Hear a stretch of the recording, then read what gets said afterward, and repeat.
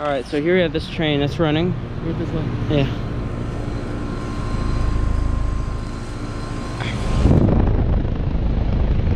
Running in heat mode, obviously. Natural motor. 2018 5-ton. I don't see any frost, surprisingly. Hot. Reverse valves right there.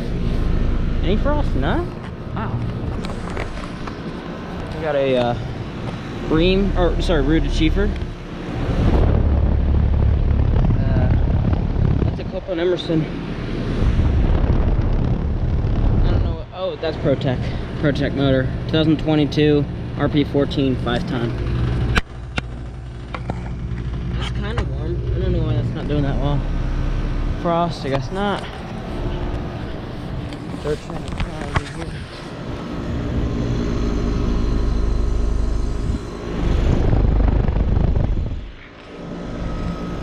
What the heck this is?